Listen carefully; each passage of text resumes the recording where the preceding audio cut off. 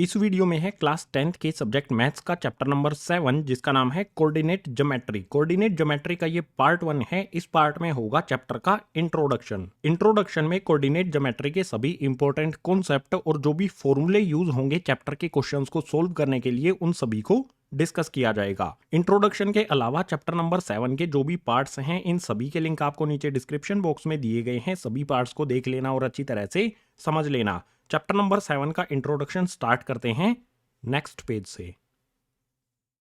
इस चैप्टर में guys mainly 3 फॉर्मूले हैं। सबसे पहले डिस्टेंस फॉर्मूला, दूसरा है गाइज सेक्शन फॉर्मूला और तीसरा है एरिया ऑफ ट्राइंगल। अगर आपने इन तीनों फॉर्मूलों को समझ लिया किस तरह से अप्लाई करना है तो बिल्कुल सिंपल हो जाएगा ये चैप्टर आपके लिए। सो डिटेल में इन तीनों फॉर्मूलों को एक एक करके डिस्कस कर लेते हैं। स्टार्ट करते हैं डिस्टेंस फॉर्मूला से नेक्स्ट पेज पर। सबसे पहले डिस्टेंस फॉर्मूला हमारे सामने लिखा गया है जो है under root x2 minus x1 का होल स्क्वायर प्लस में y2 माइनस y1 का होल स्क्वायर। इस फॉर्मूले का यूज होगा किन्हीं भी दो पॉइंट्स के बीच का डिस्टेंस फाइंड करने के लिए। एग्जांपल लेकर समझ लेते हैं। मान लो हमें कोई a और b पॉइंट दिए गए हैं। a पॉइंट के कोऑर्डिनेट्स हैं 2, -3 और b पॉइंट के कोऑर्डिनेट है -6, 3। अगर हमें A और B पॉइंट के बीच का डिस्टेंस फाइंड करना है तो हम इस वाले फॉर्मूले का यूज करके बिल्कुल इजीली फाइंड कर सकते हैं। जो भी हमारे A और B के कोऑर्डिनेट्स हैं इसमें x1, x2, y1, y2 कौन सी वैल्यूज होंगी ये समझ लेते हैं। सबसे पहले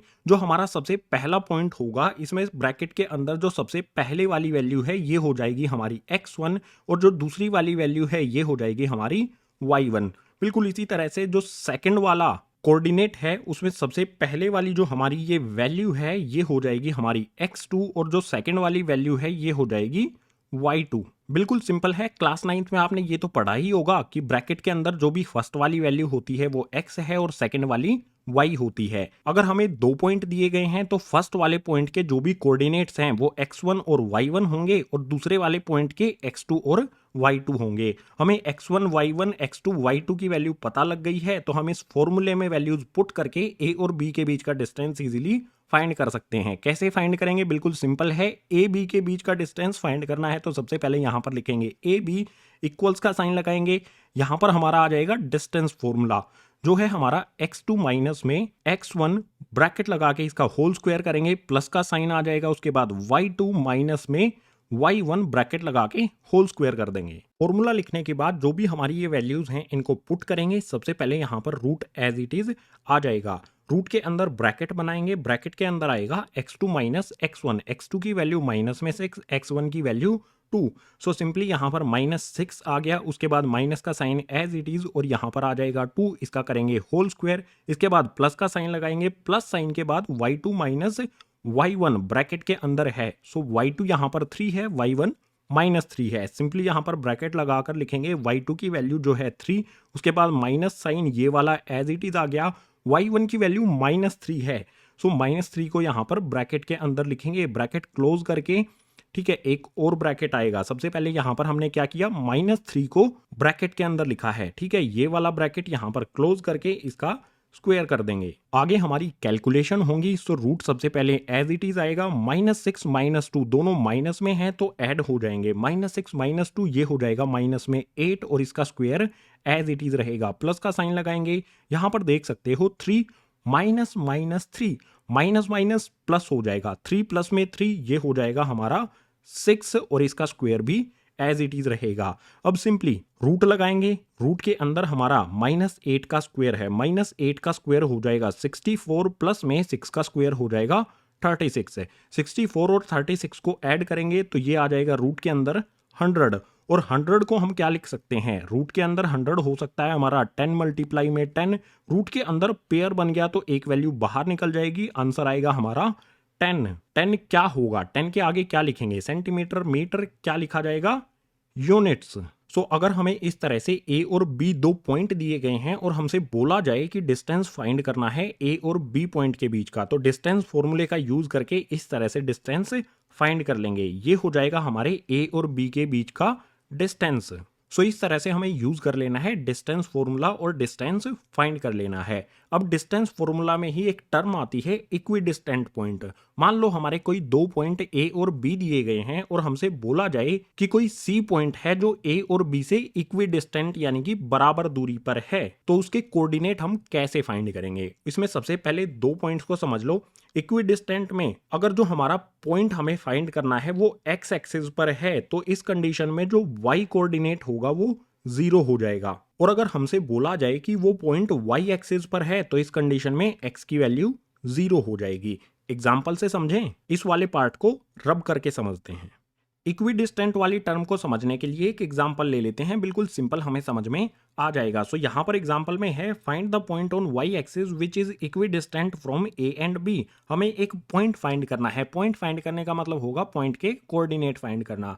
सो एक ऐसा पॉइंट हमें फाइंड करना है जो कि वाई एक्सिस पर है और इक्विडिस्टेंट है ए और बी पॉइंट से। ए और बी के कोऑर्डिनेट हमें यहां पर दिए गए हैं। सपोज कीजिए जो भी हमें पॉइंट फाइंड करना है जो इक्विडिस्टेंट है ए और बी पॉइंट से, वो पॉइंट हमारा सी है। इसके कोऑर्डिनेट्स हमें पता लगाने हैं। इसके कोऑर्डिनेट्स पता लगाने के लिए सबसे पहले हमें देखना होगा कि ये कौन सी एक्सिस पर है। सो यहां पर हमें दिया है ये वाई एक्सिस पर है। अगर ये पॉइंट वाई एक्सिस पर है तो एक्स की वैल्यू क्या होगी इसमें 0। सो सी के जो कोऑर्डिनेट होंगे उसमें एक्स की वैल्यू 0 होगी और वाई की वैल्यू को हम लेट कर लेंगे अपनी तरफ से कि ये y होगी। अब इस सी वाले पॉइंट के कोऑर्डिनेट्स पता लगाने के लिए हमें इस y की वैल्यू की जरूरत होगी। x की वैल्यू तो हमें पता चल गई है, ये 0 है। y की वैल्यू पता लगाने के लिए डिस्टेंस फॉर्मूले का यूज करेंगे। हमें कंडीशन क्या दी गई है कि ये सी पॉइंट a और b से इक्वल डिस्टेंस पर है, यानी कि a से c की दूरी और b से c की दूरी बराबर होगी। मैं ये लिख सकता हूं कि a से c का डिस्टेंस इक्वल होगा बी से सी के डिस्टेंस के। अब डिस्टेंस फॉर्मूला करके ए सी और बी सी का डिस्टेंस फाइंड कर लेंगे। इस साइड में ए सी का, इस साइड में बी सी का। सो सबसे पहले रूट लगा देंगे। जब भी आप इक्विडिस्टेंट वाला कॉन्सेप्ट यूज करोगे तो आपको रूट लगाने की जरूरत नहीं है। मैं लगा रहा हूं, आपको बताऊंगा क्यों नहीं लगाना है। सो सिंपली यहां पर मैं रूट बनाया, इसके अंदर लगाया मैंने ब्रैकेट। ब्रैकेट में हमने क्या फाइंड करना है, ए से सी का डिस्टेंस है। सो ए और सी वाले पॉइंट्स को हम यहां पर कंसीडर करेंगे, बी वाले को भूल जाओ। ए से सी के डिस्टेंस में हमारा x2 क्या होगा, सेकंड वाले पॉइंट का x की वैल्यू जो कि है 0 में से x1 यानी कि 6 को माइनस करेंगे। सो सिंपली यहां पर आएगा 0 माइनस में 6, ब्रैकेट क्लोज करके इसका करेंगे स्क्वायर, प्लस का साइन लगा देंगे। अब हमें क्या करना है, सेकंड वाले पॉइंट में जो y की वैल्यू है उसमें से माइनस करना है फर्स्ट वाले पॉइंट में y की वैल्यू। सो y माइनस में हो जाएगा यहां पर 5, ब्रैकेट लगाया, y माइनस में 5 किया, इसका होल स्क्वायर कर दिया, इक्वल्स का साइन लगाएंगे। यहां पर आएगा हमारा BC का डिस्टेंस फॉर्मूले का यूज करके यहां पर हमने AC का डिस्टेंस निकाला है, इस साइड में BC का निकालेंगे। सो सबसे पहले रूट लगा देंगे, ब्रैकेट यहां पर लगाएंगे, ब्रैकेट के अंदर क्या करना है BC। सो B वाले कोऑर्डिनेट्स हमें देखने हैं। BC का डिस्टेंस निकालने के लिए सबसे पहले वाले ब्रैकेट में क्या होगा, 0 माइनस में -4। सो सिंपली 0 माइनस में -4 लिखा जाएगा। यहां पर ब्रैकेट क्लोज करके स्क्वायर लगा देंगे, प्लस का साइन लगाएंगे, उसके बाद y में से 3 को माइनस करेंगे। सो सिंपली यहां पर y माइनस में किया 3 और इसका कर दिया हमने यहां पर स्क्वायर। सोल्व कर लेंगे। सबसे पहले क्या होगा, इस साइड में भी रूट लगा है, इस साइड में भी रूट लगा है, तो रूट से रूट कैंसिल हो जाएगा। अब पता चल गया ना, इक्विडिस्टेंट का जब हम यूज करेंगे तो हमें रूट नहीं लगाना है, क्योंकि सबसे पहले हम रूट को ही कैंसिल कर देंगे। अगर हम ये रूट नहीं लगाते तो हमारी वैल्यूज क्या आती, जो रूट के अंदर दी गई हैं वो डायरेक्ट हमारी वैल्यूज यहां पर लिखी जा सकती थी। यानी कि इक्विडिस्टेंट वाला कॉन्सेप्ट जब हम सोल्व करेंगे तो उसमें रूट लगाना जरूरी नहीं है, डायरेक्ट हम इन वैल्यूज को लिख सकते हैं। चलो आगे सोल्व करते हैं। 0 में से 6 को माइनस करेंगे तो -6 ही रहेगा, इसका स्क्वायर है तो स्क्वायर आ जाएगा, प्लस में y -5 का यहाँ पर है होल स्क्वायर, ये एज इट इज रखेंगे, इक्वल्स टू में यहाँ पर आप देख सकते हो -4 माइनस माइनस प्लस, 0 में 4 को प्लस करेंगे तो ये 4 ही रहेगा, 4 का स्क्वायर हो जाएगा। इसके बाद प्लस का साइन लगाएंगे, यहाँ पर है y -3 का होल स्क्वायर। सो y -3 इसका whole square as it is यहां पर आ जाएगा। अब इसे आगे सोल्व करेंगे तो -6 का स्क्वायर है, -6 का स्क्वायर हो जाएगा गाइज 36 प्लस का साइन एज इट इज आ जाएगा। यहाँ पर हम फॉर्मूला लगा सकते हैं, ये किस फॉर्म में दिया गया है, a minus b whole square की फॉर्म में। So a minus b whole square का फॉर्मूला यहाँ पर अप्लाई कर देंगे। सिंपली सबसे पहले आ जाएगा वाई स्क्वायर, इसके बाद आ जाएगा यहाँ पर प्लस का 25 यानी कि 5 का स्क्वायर, इसके बाद माइनस में आ जाएगा यहाँ पर 2y और मल्टीप्लाई में 5 इक्वल्स का साइन लगा देंगे। यहाँ पर 4 का स्क्वायर हो जाएगा यहाँ 16, इसके बाद यहाँ पर भी ये हमें किस फॉर्म में दिया गया है, a minus b whole square की फॉर्म में। सो इस पे भी फॉर्मूला अप्लाई कर देंगे। सबसे पहले यहाँ पर हो जाएगा y का स्क्वायर, प्लस में आ जाएगा 9, उसके बाद यहाँ पर आ जाएगा प्लस में 2, सॉरी प्लस नहीं माइनस साइन आएगा गाइज, फॉर्मूले के अकॉर्डिंग चलना है हमें, ठीक है। 2 आ जाएगा, y आ जाएगा और मल्टीप्लाई में रहेगा यहाँ पर 3। सोल्व कर लेंगे, यहाँ पर हमारा 36 एज इट इज, प्लस में y का स्क्वायर, प्लस में 25 आ गया। यहाँ पर देखो 2 को 5 से मल्टीप्लाई करेंगे तो ये हो जाएगा माइनस में 10y इक्वल्स टू में 16 आ जाएगा, प्लस में y का स्क्वायर, प्लस में 9, यहाँ पर फिर से 2 को 3 से मल्टीप्लाई करेंगे, minus sign as it is रहेगा, 2 को 3 से मल्टीप्लाई करने पर आ जाएगा 6 और y हमारा एज इट इज है। अब सिंपली जो जो भी टर्म्स हमारी सोल्व की जा सकती हैं उनको सोल्व कर लेंगे। आप यहाँ पर देख सकते हो प्लस का वाई स्क्वायर इस साइड में भी है, प्लस का वाई स्क्वायर इस साइड में भी है। सो वाई स्क्वायर से वाई स्क्वायर को कैंसिल किया जा सकता है। वाई स्क्वायर से वाई स्क्वायर को कैंसिल करने के बाद 36 और 25 को ऐड करेंगे, ये हो जाएगा हमारा 61 माइनस में 10y एज इट इज रहेगा, इक्वल्स का साइन लगा देंगे। यहाँ पर 16 और 9 को ऐड करेंगे तो ये हो जाएगा 25 माइनस में 6y एज इट इज रहेगा। जो y वाली टर्म्स है उनको एक साइड में कर लेंगे, सिंपली यहाँ पर 61 एज इट इज रहेगा, 25 प्लस का इस साइड में भेजेंगे तो हो जाएगा माइनस का 25 इक्वल्स टू में यहाँ पर सबसे पहले क्या है, माइनस में 6y। देखो यहाँ पर माइनस 10y इस साइड में माइनस का है, दूसरी तरफ शिफ्ट करेंगे तो ये हो जाएगा 10y प्लस का, उसके बाद माइनस का 6y एज इट इज यहाँ पर आ जाएगा। अब सिंपली क्या करना है, 61 में से 25 को माइनस करेंगे तो ये हो जाएगा 36 इक्वल्स टू में 10y में से 6y को माइनस करेंगे तो ये हो जाएगा हमारा 4y। हमें y की वैल्यू फाइंड करनी है तो y की वैल्यू फाइंड करने के लिए 4 को इस साइड में शिफ्ट कर देंगे। यहाँ पर हमारा 36 एज इट इज डिवाइड में आ जाएगा 4, क्योंकि ये यहाँ पर y के साथ मल्टीप्लाई में है, और इक्वल्स टू में आ जाएगा हमारा y। 4 से 36 को कैंसिल करेंगे 9 टाइम्स पर, यानी कि y की वैल्यू आ जाएगी हमारी 9। जो हमारा C पॉइंट है इक्विडिस्टेंट है जो A और B से, इसके कोऑर्डिनेट क्या होंगे, हमारे C पॉइंट के कोऑर्डिनेट हो जाएंगे 0,9। जो हमारी y की वैल्यू है ये हमने फाइंड कर ली है 9, ये हो गए हमारे C पॉइंट के कोऑर्डिनेट से। बिल्कुल सिंपल है। अगर हमें इस तरह से कोई भी क्वेश्चन दिया गया है कि A और B से कोई इक्विडिस्टेंट पॉइंट है जो हमें फाइंड करना है y एक्सिस पर है, तो इस कंडीशन में जो x की वैल्यू है वो 0 हो जाएगी और हम AC इक्वल्स टू में BC रख देंगे, क्योंकि A से C और B से C का डिस्टेंस सेम होगा और हमारा आंसर यानी कि जो भी इक्विडिस्टेंट पॉइंट है उसके कोऑर्डिनेट फाइंड कर लेंगे। सो ये था बिल्कुल हमारा सिंपल डिस्टेंस फॉर्मूला और उससे रिलेटेड कुछ हमारे सिंपल कॉन्सेप्ट है। अब डिस्टेंस फॉर्मूला से नेक्स्ट फॉर्मूले के लिए चलते हैं नेक्स्ट पेज पर। नेक्स्ट है सेक्शन फॉर्मूला। यहाँ पर सेक्शन फॉर्मूला लिखा गया है, लेकिन सबसे पहले समझ लेते हैं सेक्शन फॉर्मूले का यूज कहाँ पर होगा, किस तरह से होगा। लेट्स सपोज हमें A पॉइंट दिया गया है, B पॉइंट दिया गया है, इन दोनों के कोऑर्डिनेट्स भी दिए गए हैं।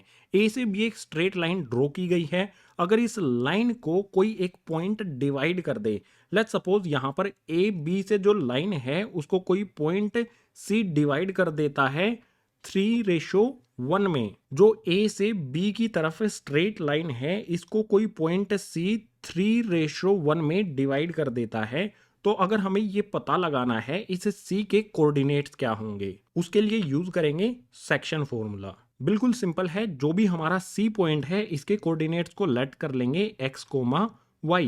अब इसके कोऑर्डिनेट फाइंड करने के लिए हम फॉर्मूला यूज करेंगे m1 x2 plus m2 x1 upon में m1 प्लस m2, और जो y है इसकी वैल्यू फाइंड करने के लिए यूज करेंगे m1 y2 plus m2 y1 upon में m1 प्लस m2। आप कहोगे इसमें m1 और m2 क्या होगा, भाई x1 और x2 तो समझ जाएंगे, y1 और y2 तो समझ आ जाएगा। जो हमारा यहाँ पर A पॉइंट के कोऑर्डिनेट है ये x1 y1 हो जाएगा, ये x2 y2 हो जाएगा।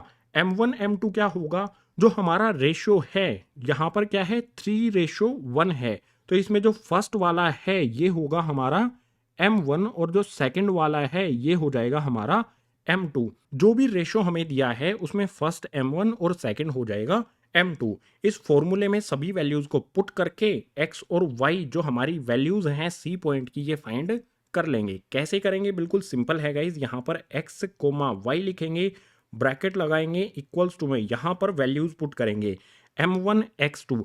m1 की वैल्यू यहाँ पर रेशियो क्या है m1 3, सो यहाँ पर आ जाएगा 3 मल्टीप्लाई में यहाँ पर है x2 की वैल्यू कितनी है 8, सो यहाँ पर आ गया 8 प्लस में m2 x1 की वैल्यू है 1 और x1 है हमारा 4, यानी कि यहाँ पर आ जाएगा 1 मल्टीप्लाई में 4 और अपॉन में m1 plus m1 m2 3 plus में 1 यहाँ पर हम लिख देंगे। इसके बाद कोमा लगाएंगे, यहाँ पर है m1 y2। m1 की वैल्यू फिर से हमारी आ जाएगी 3 और जो हमारा y2 है ये क्या होगा 5, इसमें होगा यहाँ पर मल्टीप्लाई प्लस में यहाँ पर होगा हमारा m2 y1। m2 की वैल्यू फिर से होगी हमारी 1 और y1 की वैल्यू आप देख सकते हैं यहाँ पर है -3। 1 में मल्टीप्लाई होगा माइनस में 3, ब्रैकेट यहाँ पर क्लोज कर देंगे। इसके डिनोमिनेटर में आएगा हमारा m1 m2 जो है 3 प्लस में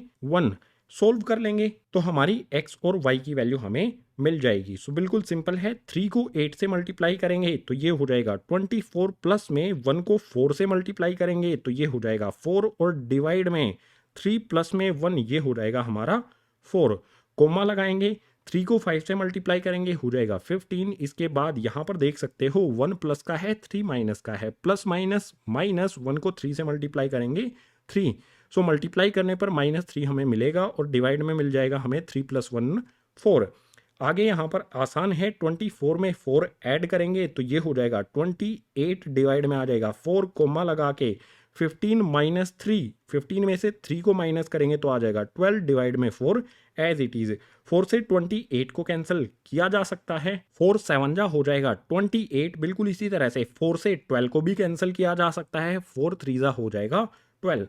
सो हमें यहाँ पर मिलेगा 7,3। ये 7,3 क्या है, देखो यहाँ पर हमने लिखा है x, y, ये हमारी x की वैल्यू होगी, ये हमारी y की वैल्यू होगी। c जो पॉइंट इस ए बी लाइन को डिवाइड करता है इसके कोऑर्डिनेट क्या हो जाएंगे c ब्रैकेट 7,3। ये हमारा पॉइंट होगा जो ए बी लाइन को 3:1 में डिवाइड करता है। सो इस तरह से हम सेक्शन फॉर्मूले का यूज करके जो भी पॉइंट लाइन को किसी भी रेशो में डिवाइड करता है उस पॉइंट के कोऑर्डिनेट्स फाइंड कर सकते हैं।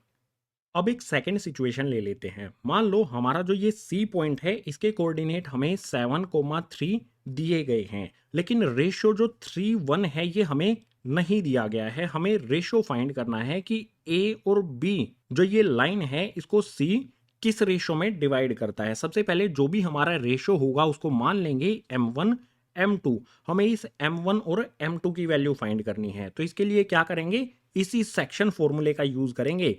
सिंपली यहां पर इसे रब कर देता हूं जो भी मैंने पहले किया था। अब हमें आंसर नहीं पता है कि हमारा m1 और m2 क्या है, हमें c के कोऑर्डिनेट दिए गए हैं। सो सबसे पहले जो भी c के कोऑर्डिनेट है यहां पर लिख देंगे। c के कोऑर्डिनेट हमारे क्या हैं यहाँ पर 7,3। सो ये आया 7,3। इसके बाद जो भी हमारा ये फॉर्मूला है इसमें वैल्यू पुट करेंगे, x1 x2 y1 y2 m1 और m2 की जगह पर m1 और m2 ही रखा जाएगा क्योंकि इनकी वैल्यू हमें फाइंड करनी है। सो सिंपली यहाँ पर आएगा m1, x2 की वैल्यू यहाँ पर देख सकते हो है 8, तो m1 मल्टीप्लाई में हो जाएगा 8 प्लस में m2, इसकी वैल्यू हमें m2 ही रखनी है। उसके बाद m2 के बाद क्या है यहाँ पर x1, इसकी वैल्यू है यहाँ पर 4, इसमें मल्टीप्लाई होगी, ठीक है। और इसके डिवाइड में आ जाएगा हमारा m1 plus m2, as it is लिखेंगे m1 प्लस में m2, ब्रैकेट लगाएंगे, कोमा लगाकर इसकी भी वैल्यू पुट कर देंगे। m1 हमारा एज इट इज आएगा, y2 की वैल्यू यहाँ पर है 5, सो यहाँ पर आ जाएगा हमारा मल्टीप्लाई में 5 प्लस में m2 हमारा एज इट इज आएगा, y1 की वैल्यू आ जाएगी माइनस में 3। सो सिंपली इसके डिवाइड में m1 प्लस में m2 लिख दिया जाएगा। अब क्या करना है आपको, शॉर्ट तरीका बताता हूं। जो हमारा ये फर्स्ट कोऑर्डिनेट है ये x का है, 7 के इक्वल में हम रखेंगे इस वाली वैल्यू को, और जो 3 है उसके इक्वल में रखेंगे हम इस वाली वैल्यू को। किसी भी एक को हम सोल्व करके m1 और m2 की वैल्यू फाइंड कर सकते हैं। यहाँ पर मैं 7 के इक्वल में ये वाली टर्म्स रख के m1 और m2 की वैल्यूज फाइंड कर लेता हूँ। सो यहाँ पर मैंने लिखा 7 इक्वल्स टू में m1 में 8 मल्टीप्लाई करेंगे तो ये हो जाएगा 8m1, प्लस में 4 में हम m2 को मल्टीप्लाई करेंगे तो ये हो जाएगा 4m2, और अपॉन में हमारा m1 प्लस में m2 एज इट इज रहेगा। जो डिवाइड में हमारा m1 m2 है, अगर हम इसको इस साइड में शिफ्ट कर दें, इस साइड में ये डिवाइड है, इस तरफ जाके 7 में हो जाएगा मल्टीप्लाई। m1 7 में मल्टीप्लाई होगा तो ये हो जाएगा 7m1, प्लस में ऊपर वाली वैल्यू के डिवाइड में है, इस तरफ भेजेंगे तो 7 से मल्टीप्लाई होगा, 7 से मल्टीप्लाई होने पर होगा 7m2 इक्वल्स टू में 8m1 प्लस में 4m2 हमारा एज इट इज रहेगा। अब आगे जो हमारी m1 वाली वैल्यूज हैं उनको एक साइड में रख लेंगे, m2 वाली वैल्यूज को एक साइड में रख लेंगे। इस साइड में मैं m2 वाली वैल्यूज को लिखता हूं, सो ये है 7m2, ये एज इट इज रहेगा। इस साइड में m2 वाली वैल्यूज है 4m2, प्लस में है, इस तरफ शिफ्ट करूंगा तो आ जाएगी माइनस में 4m2 इक्वल्स टू में क्या है 8m1, यहां पर एज इट इज लिखेंगे। इसके बाद यहां पर देख सकते हो m1 वाली वैल्यूज यहां पर है 7m, इसको इस साइड में लूंगा, प्लस में है, इस साइड में आकर हो जाएगी माइनस में 7m1। आगे इसको सोल्व करेंगे तो 7m2 में से 4m2 को माइनस करेंगे, ये हो जाएगा 3m2 इक्वल्स टू में 8m1 में से 7m1 को माइनस करेंगे तो ये आ जाएगा हमारा 1m1। अब सिंपली क्या करना है, हमें जो नंबर्स हैं उनको एक साइड में लेकर आना है और m1 m2 को एक साइड में लेकर आना है। m2 को मैं इसी साइड में रखूंगा, सो ये आ गया मेरा m2, और इस साइड में जो m1 है 1 के साथ कैसे है मल्टीप्लाई में, इस साइड शिफ्ट करूंगा तो ये आ जाएगा हमारा m1 डिवाइड में इक्वल्स टू में क्या होगा, m2 के इक्वल्स टू में 1m1 था, m1 इधर आ गया, बचा यहां पर हमारा 1, और m2 के साथ यहां पर 3 कैसे है मल्टीप्लाई में, इस साइड भेजेंगे तो हो जाएगा डिवाइड में। सो यहां पर आ जाएगा 3। जो हमारा रिक्वायर्ड रेशियो होगा m2 अपॉन m1 का, वो 1/3 होगा। m2 की वैल्यू 1 होगी, m1 की वैल्यू 3 होगी। सो m2 की वैल्यू हमारी आ जाएगी 1 और m1 की वैल्यू आ जाएगी 3। हमने बिल्कुल स्टार्टिंग में जब हमें c के कोऑर्डिनेट्स फाइंड करने थे तो इस लाइन को किस रेशियो में डिवाइड किया था, 3:1 में। हमने कोऑर्डिनेट्स रेशो को हम भूल गए थे, हटा दिया था हमने कि रेशो फाइंड कैसे करना है ये बताने के लिए। तो इसके कोऑर्डिनेट्स जो भी हमने फाइंड किए थे उनको पुट करके जब हमने सोल्व किया तो हमने ये भी वेरीफाई कर लिया कि जो रेशो है वो 3:1 ही था m1 और m2 का। सो इस तरह की सिचुएशंस को सोल्व करने के लिए हम यूज करेंगे सेक्शन फॉर्मूले का। जब हमें कोई भी एक ए पॉइंट और एक बी पॉइंट दिया गया हो और कोई third point in A B की लाइन को इंटरसेक्ट करता है किसी भी रेशियो में, इस पॉइंट के कोऑर्डिनेट फाइंड करने के लिए, या फिर इस पॉइंट के कोऑर्डिनेट हमें दिए गए हैं और रेशियो हमें फाइंड करना है, तो भी हम सेक्शन फॉर्मूले का ही यूज करेंगे। एग्जाम्पल्स भी यहां पर हमने ले लिए हैं, तो सेक्शन फॉर्मूला हो जाता है कंप्लीट। सेक्शन फॉर्मूले के बाद इस चैप्टर का लास्ट कॉन्सेप्ट है जिसके लिए मूव करते हैं नेक्स्ट पेज पर। चैप्टर में लास्ट कॉन्सेप्ट आता है एरिया ऑफ ट्राइंगल। मान लो हमारा एक ट्राइंगल है ABC, ये हमारा ट्राइंगल है और इस ट्राइंगल के जो भी वर्टिसेस A, B और C है इसके कोऑर्डिनेट्स हमें दिए गए हैं और हमसे बोला जाए कि इस ट्राइंगल का एरिया फाइंड करो। तो एरिया ऑफ ट्राइंगल वाले फॉर्मूले का यूज करके ट्राइंगल का एरिया फाइंड किया जा सकता है। फॉर्मूला क्या होगा हमारा, 1/2 bracket x2 bracket y2 minus y3 bracket close plus में x2 bracket y3 minus y1 bracket close plus में x3 bracket y1 minus y2 bracket close. इस वाले फॉर्मूले का यूज करके किसी भी ट्राइंगल का एरिया फाइंड किया जा सकता है कोऑर्डिनेट ज्योमेट्री में, जब हमें उसके तीनों वर्टिसेस के कोऑर्डिनेट्स दिए हों। सो मान लो ABC वर्टिसेस के हमें ये तीनों कोऑर्डिनेट्स दिए गए हैं, हमें एरिया फाइंड करना है। तो सिंपल है, फॉर्मूला ऊपर लिखा ही गया है, फॉर्मूले में वैल्यूज पुट करनी है। तो सबसे पहले 1/2 स्क्वायर वाला ब्रैकेट लगाएंगे, इसके बाद आएगा यहाँ पर x1। ए वाले पॉइंट में जो सबसे पहले x की वैल्यू है ये x1 होगा। सो x1 की जगह पर पुट कर देता हूं मैं 1। इसके बाद ब्रैकेट स्टार्ट करेंगे, यहाँ पर आएगा y2 माइनस y3। y2 वाली वैल्यू b वाले पॉइंट में होगी, ये होगा हमारा y2, ये होगा हमारा y3। सो 6 माइनस में y3 यानी कि -5 करेंगे। 6 में से हम माइनस करेंगे -5 को, इसके आगे प्लस का साइन लगाएंगे, आ जाएगा हमारा x2। x2 की वैल्यू क्या होगी, b पॉइंट में जो हमारी फर्स्ट वाली वैल्यू है x की जगह पर है, ये हो जाएगा हमारा x2 जो है हमारा माइनस में 4। सो इसके बाद x2 के बाद क्या है, y3 माइनस y1।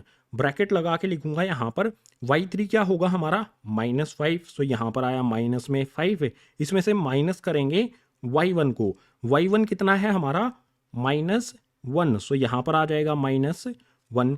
इसके बाद आगे फिर से प्लस का साइन लगाएंगे, यहाँ पर आएगा x3। x3 क्या होगा हमारा c पॉइंट में फर्स्ट वाली वैल्यू, ये होगा हमारा -3x3 हो जाएगा, ठीक है। इसके बाद y1 माइनस y2, y1 में से y2 को माइनस करना है। y1 हमारा -1 है, सो यहाँ पर लिखा मैंने -1, इसमें से माइनस करूंगा मैं y2 को। y2 हमारा यहाँ पर है 6, सो यहाँ पर 6 लिखा, ब्रैकेट लगाया और स्क्वायर वाला ब्रैकेट क्लोज कर दिया। अब सिंपल कैलकुलेशन कर लेंगे तो एरिया ऑफ ट्राइंगल हमें मिल जाएगा, जिसके कोऑर्डिनेट्स हमें यहाँ पर दिए गए हैं। सो सबसे पहले इक्वल्स का साइन और 1/2 एज इट इज, स्क्वायर वाला ब्रैकेट आ जाएगा। 1 यहाँ पर एज इट इज लिखेंगे, 6 में से माइनस करना है हमें -5 को। सो माइनस माइनस ये हो जाएगा प्लस, माइनस माइनस प्लस हो गया तो 6 और 5 हो जाएंगे ऐड। 6 और 5 को ऐड करेंगे तो ये हो जाएगा 11। सो यहाँ पर आ गया हमारा 11, प्लस में माइनस वाला 4 हमारा एज इट इज आएगा, ये -4 आ गया। इसके बाद क्या है, -5 माइनस -1, माइनस माइनस ये हो जाएगा प्लस, 1 प्लस का हो गया 5 माइनस का हो गया, -5 + 1। अगर इसको सोल्व करेंगे एक साइड में करके देख सकते हो, -5 + 1 तो ये हो जाएगा गाइज -4। सिंपल है, -5 माइनस माइनस हो गया +1, -5 + 1 इक्वल हो जाएगा -4 के। सो यहाँ पर आ जाएगा -4। इसके बाद प्लस का साइन लगाएंगे, यहाँ पर माइनस का 3 एज इट इज लिख दिया जाएगा। इसके बाद यहाँ पर आप देख सकते हो -1 -6 दोनों माइनस में है तो ऐड हो जाएंगे, साइन माइनस का ही रहेगा। -1 और -6 ये हो जाएगा -7, बड़ा वाला ब्रैकेट लगा देंगे। नेक्स्ट स्टेप में हमारा इक्वल्स टू और 1/2 एज इट इज रहेगा। आगे यहाँ पर 1 से 11 को मल्टीप्लाई करेंगे तो 11 हो जाएगा। इसके बाद प्लस का साइन लगाएंगे, -4 से -4 को मल्टीप्लाई करेंगे, माइनस माइनस सबसे पहले ये हो जाएगा प्लस का, उसके बाद 4 से 4 को मल्टीप्लाई करेंगे तो ये हो जाएगा 16। इसके बाद -3 से -7 को मल्टीप्लाई करेंगे, माइनस माइनस ये हो जाएगा प्लस, 3 से 7 को मल्टीप्लाई करेंगे तो हो जाएगा 21, ब्रैकेट करेंगे क्लोज। अब आगे इक्वल्स टू और 1/2 एज इट इज रहेगा। 11 प्लस में 16 प्लस में 21 ये हो जाएगा गाइज 48। ब्रैकेट के अंदर सभी वैल्यूज को हमने ऐड कर दिया है तो ब्रैकेट हट जाएगा। यहाँ पर हम लिखेंगे मल्टीप्लाई में 48, क्योंकि यहाँ पर 1/2 और इस ब्रैकेट के बीच में कोई भी साइन नहीं है, इट मीन्स मल्टीप्लाई होगा। 2 से यहाँ पर 48 को कैंसिल करेंगे 24 टाइम पर। जो भी हमारा ये ट्राइंगल होगा इन तीनों पॉइंट से बनने वाला, उस ट्राइंगल का एरिया होगा गाइज 24 SQ यानी कि स्क्वायर यूनिट्स।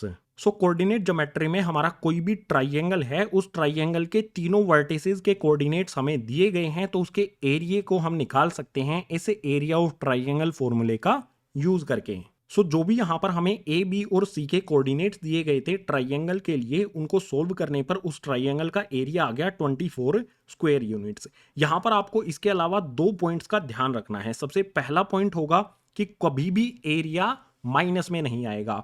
मान लो हमने ये सारी कैलकुलेशन सही की, बिल्कुल सारी चीजें हमने सही की और हमारा आंसर माइनस में 24 आ गया, ठीक है, यहाँ पर पॉजिटिव आया है, लेकिन मान लो कि माइनस में 24 आ गया तो कभी भी एरिया माइनस में नहीं होता है। इस साइन को हम अपने आप से हटा देंगे, कट कर देंगे और हमारा जो एरिया है वो 24 स्क्वायर यूनिट्स हो जाएगा। इसके लिए आप एनसीईआरटी का एग्जाम्पल नंबर 12 देख सकते हो, बुक में दिया गया है। कभी भी एरिया नेगेटिव में नहीं होगा। अगर हमारा आंसर सही कैलकुलेशन करने के बाद माइनस में आए तो हम उसे अपने आप पॉजिटिव में चेंज कर देंगे। इस पॉइंट के बाद मान लो हमें जो भी कोऑर्डिनेट्स दिए गए हैं इनको सोल्व करने के बाद जो हमारा एरिया आएगा ट्राइंगल का वो 0 आए, तो इसका मतलब ये होगा जो भी ट्राइंगल के तीनों कोऑर्डिनेट्स हैं ये कोलिनियर हैं, यानी कि एक सीधी लाइन में है, ट्राइंगल बनेगा ही नहीं। ट्राइंगल के जो भी कोऑर्डिनेट्स हमें दिए गए हैं उनको फॉर्मूले में पुट करके सोल्व करते हैं और हमारा एरिया ऑफ ट्राइंगल 0 आए तो इसका सीधा सा मतलब होगा कि तीनों पॉइंट्स कोलिनियर हैं, यानी कि एक सीधी लाइन में पॉइंट्स बने हैं हमारे। फॉर्मूले के साथ साथ इन दोनों पॉइंट्स का भी ध्यान रखना है, बिल्कुल इजी हो जाएगा एरिया ऑफ ट्राइंगल वाला कॉन्सेप्ट आपके लिए। सो इसी एरिया ऑफ ट्राइंगल के साथ चैप्टर नंबर 7 कोऑर्डिनेट ज्योमेट्री का इंट्रोडक्शन पार्ट हो जाता है कंप्लीट। उम्मीद करूंगा सभी कॉन्सेप्ट आपको समझ आए होंगे। अगर समझ आए हैं तो वीडियो को लाइक करो, अपने क्लासमेट्स के साथ शेयर करो और जितने भी नए स्टूडेंट आए हैं चैनल को सब्सक्राइब कर लो। इसके अलावा चैप्टर नंबर 7 के जो भी ये अदर पार्ट्स हैं सभी के लिंक आपको नीचे डिस्क्रिप्शन बॉक्स में दिए गए हैं। सभी पार्ट्स को देख लेना और अच्छी तरह से समझ लेना।